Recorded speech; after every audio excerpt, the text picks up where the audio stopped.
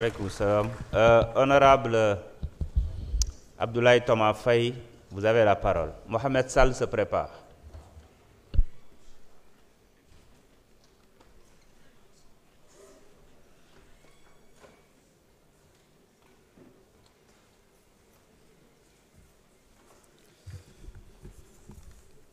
Merci beaucoup, Président.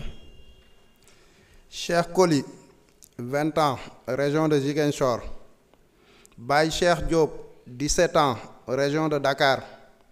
Cheikhouna Ndiaye, 22 ans, région de Dakar. Papa Sidi Mbaye, 20 ans, région de Dakar. Alassane Bari, 17 ans, région de Dakar. Mansour Thiam, Dakar. Famara Goudiaby, 19 ans, région de Ziguinchor. Sadio Kamara, 18 ans, région de Kolda. Moussa Dramé, 35 ans, région de Dakar. Massiré Gueye, 15 ans, région de Dakar. Cheikh Wad, 32 ans, région de Dakar. Bounama Silla Sagna, 14 ans, région de Ziguinchor. Chérif Abdoulaye Mané, 19 ans, région de Ziguinchor. Idrissa Goudiaby, 43 ans, région de Ziguinchor. Alexis Abdallah Diatta, 28 ans, région de Ziguinchor. Gora Diop, 27 ans, région de Dakar. Mamadou Korkaba, 22 ans, région de Ziguinchor.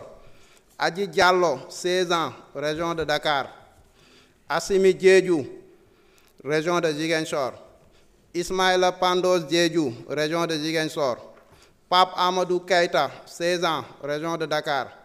Aliou Bodian, 37 ans, région de Kolda. Baye Fallou Sen, 17 ans, région de Dakar. Seni Koli, 26 ans, région de Dakar. Khadim Ba, 21 ans, région de Dakar. Mornger Ndiaye, 22 ans, région de Dakar. Mohamed Silla, 19 ans, région de Dakar.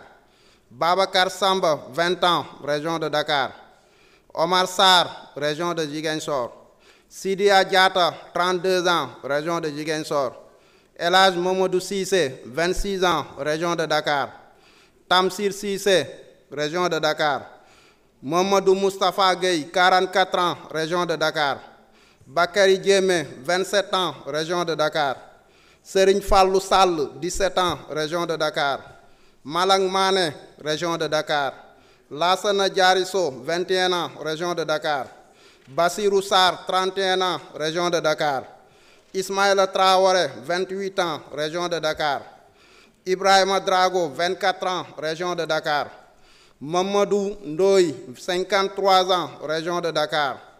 Ousmane Badio, 17 ans, région de Ziguinchor. Souleymane Sano, 25 ans, région de Ziguinchor. Modou Bey, 25 ans, région de Ziguinchor. Doudou Diène, 34 ans, région de Dakar. Abdoulaye Kamara Di Baba Kane, 38 ans, région de Dakar. Mohamedou Harouna Tall, 44 ans, région de Ziguinchor. Ousmane Dia, 26 ans, région de Thiès. Modou Kanté, 24 ans, région de Ziguinchor. Baraba, 25 ans, région de Dakar. Mamadou Saliou Diallo, 43 ans, région de Kolda. Moustapha Badji, 40 ans, région de Ziguinchor. Thierno Dahaba, 21 ans, région de Ziguinchor. Alpha Yoro Tunkara, 22 ans, région de Saint-Louis. Landing Camara Di Diédhiou, 17 ans, région de Ziguinchor. Prosper Clédor Senghor, 22 ans, région de Saint-Louis. Modou Gueye, 23 ans, région de Dakar. Beitir Fall Di Elhadj Fall, 50 ans, région de Dakar. Pour ne citer que cela parmi les tant de victimes. Sans oublier aussi Fulbert Sambou, Didier Badji, François Mankabou, et même ceux qu'on appelle les victimes du bus de Yarakh, Fatoumata Bintou Diallo, 21 ans, de même que Oumou Kalsoum Diallo, 7 ans. Merci beaucoup.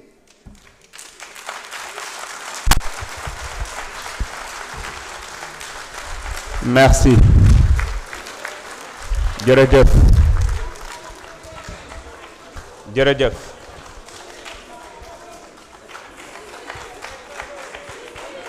jërëjëf jërëjëf yal na leen yàlla yërëm jéggal leen xaare leen aljanna. Honorable Mohamed Sall, mën nga ñëw jël kàddu. Anta Dia, mën nga waajal. A'uuzu billahi mina shaytaani rajiim, bismillahi rahmaani rahiim.